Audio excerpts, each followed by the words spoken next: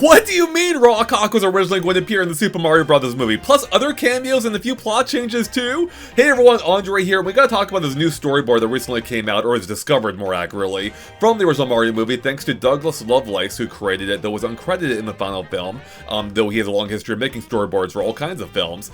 And I want to talk about it because it's pretty interesting in what they changed, and even more so what they didn't, because the final version is pretty faithful, but there are some interesting differences here. Starting off with the fact, beyond Rawk Hawk, is that the band here that we see during the Bowser speech scene much earlier in the film is actually present at the wedding too. Maybe instead of the earlier scene, or maybe in addition to. I don't mind their absence here because I think, the music they had worked fine for the final film, and I don't think this music will quite fit in with the guitar. In any case, let's continue on to the cameos, because as you can see, Womp King is here, but check this out. Wart is going to be here too, and I love that expression. I don't mind them holding off on Wart along with Mauser, and also Birdo we'll see in a few moments here, because I think the way they incorporated them in the Galaxy was actually really clever. But still, them being there in the first movie, hey, I wouldn't have minded it. But continuing on though, is I want to touch on one of the kind of changes they did here involving the whole plan using the ice flower and how Toad gets into Peach, because in this version, Cameos starts off by asking if there's anyone who objects to the union, though they'll be set on fire by Bowser if they do. The Bowser glares at the audience.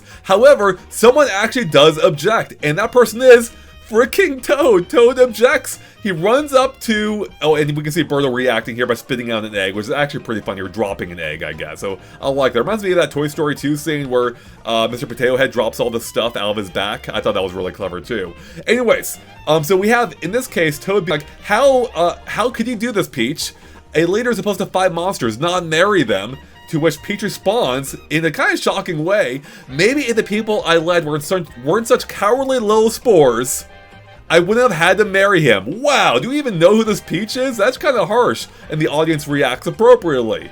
Bowser says it's funny because it's true. I don't know, this is a low-cow character for him, but it could have worked. This continues with Toad saying, "You're a rotten Peach," to which Peach replies, "Well, at least I brought more to this adventure than a stupid backpack." Wow! But this is what this is all leading up to, because this actually causes the backpack to drop, revealing the ice flower, which of course leads to her gaining the power, but not before she ends up winking at Toad, letting us know as the audience that, hey, they planned this all along, which is even reiterated down the line.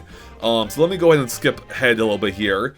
And I love this reaction from Toad where she's like, it looks like she's got cold feet, which is appropriate because she now has the ice flower. And this, of course, turns Bowser angry and all that, very similar to the final film.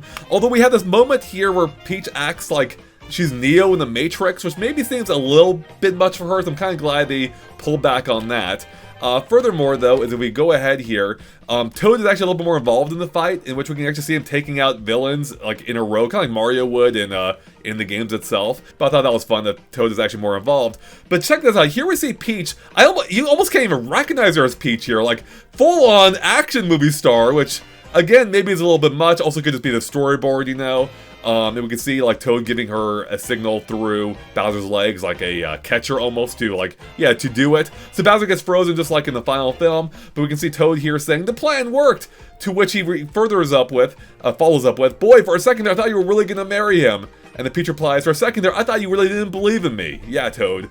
And then it continues into a little bit more of the fight, and and Toad then says, "I'm the greatest actor of my generation." I kind of like that pose he has there.